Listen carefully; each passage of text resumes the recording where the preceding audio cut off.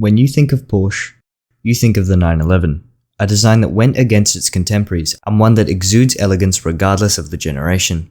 The idea dated back to the 1930s and had been evolving ever since. But what happens when there's a change in direction, a change in leadership, in philosophy? What happens when you have to make something entirely different? For one thing, the 928 S4 is now the fastest of all the Porsche models sold in the United States. That's faster even than the legendary 911 Turbo. We hope that the 928's combination of tilt wheel and instrument pod is an idea that will outlive the car. Rather than let it slip quietly away, Porsche engineers built the GTS. They wanted one of their best yet least appreciated cars to go out with a bang. Show all those that ignore it just what they'll be missing.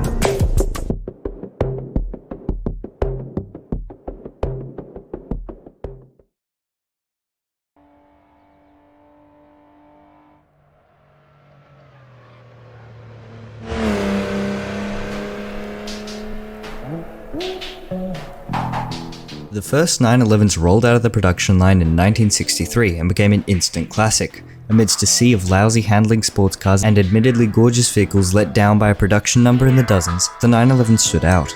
Radical, yet somewhat proven.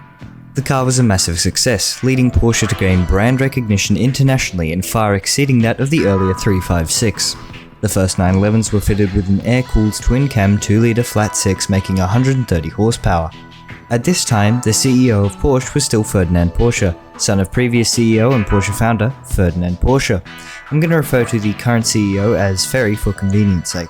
Ferry lasted as the CEO between 1946 and 1972, his masterpiece arguably being the 911, drawing on the design of the earlier 356.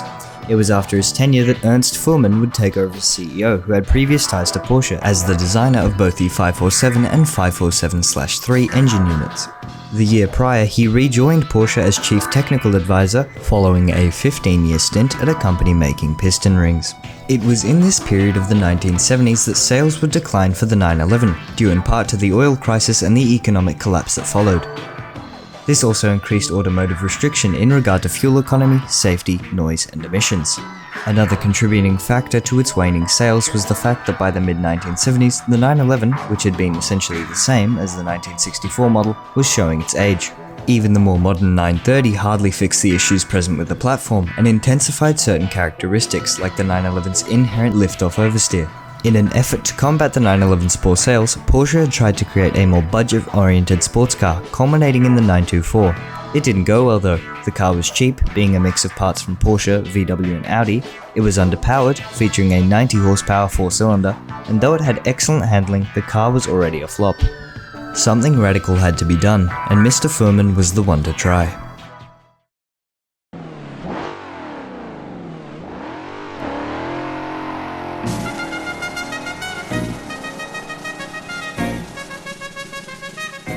Fuhrmann's idea was to create a comfortable, quick GT car with more stable handling to replace the rather skittish 911, believing that this would be the way forward for Porsche. The result was a mid-weight, large and spacious Grand Tourer, something completely dissimilar from what Porsche had made previously. This divide was strengthened by the layout of the car alongside its engine choice, this being a front-engined 4.5-litre V8 making 240 horsepower.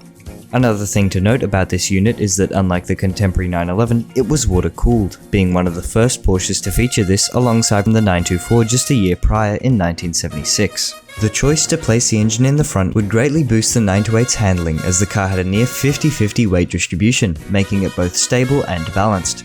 The 928 would stay the same until 1982, coinciding with the production of the 928S from 1980 to 1986.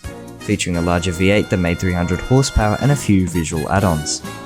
The 928 S4, introduced in 1987, came with the same V8 as the S, but with an increased power output to 320 alongside a major visual overhaul, ditching the 1970s rapidly aging aesthetics for an overall sleeker design.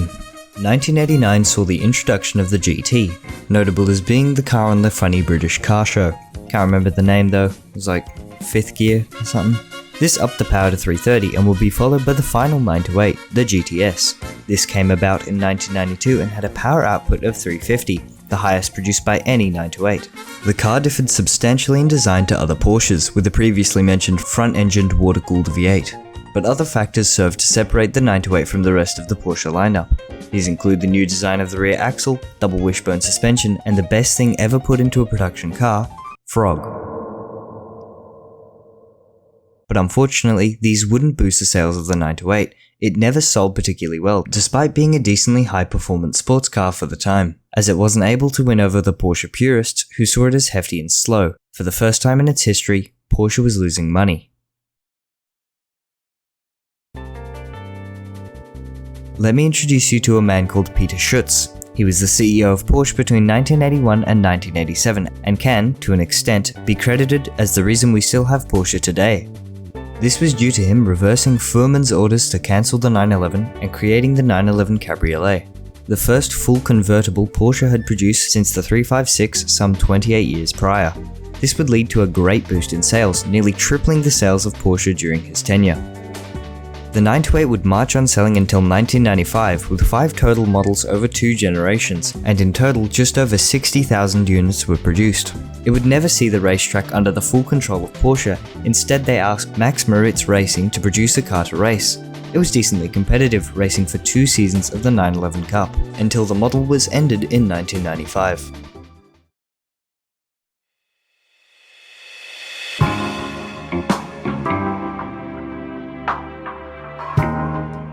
After the 928 ceased production, it was pretty quickly forgotten. Porsche would replace the 968 with the iconic Boxster just a year later, alongside them pushing out the 993 911 2 years prior to the end of the 928 and starting production of the 996 some 4 years after. All this drew attention away from the 18-year-old sports car, but Porsche now had gained valuable knowledge of the front engine layout, assisting in the construction of not only the 944 and 968, but also the later Cayenne. Nowadays, 3 of Porsche's 6 models have their engines straight in the front, and whilst the 928 ceases to exist, the V8 has found its way into the Panamera, the Cayenne, and Porsche's entry to the Holy Trinity, the 918 Spider. Today though, the 928 is beginning to get recognised and remembered more than previously seen. Something that certainly aided this was the recent reveal of the Nardone, I don't know, I hope I'm saying that correct, 928 redesign, featuring a more modern and elegant appearance to get it hip with the times. It's slated to go on sale sometime this year, and, you know, just saying, if anybody has one that they don't want, I'm very happy to take it off your hands. So, with all that said, I'd like to thank you all very much for watching.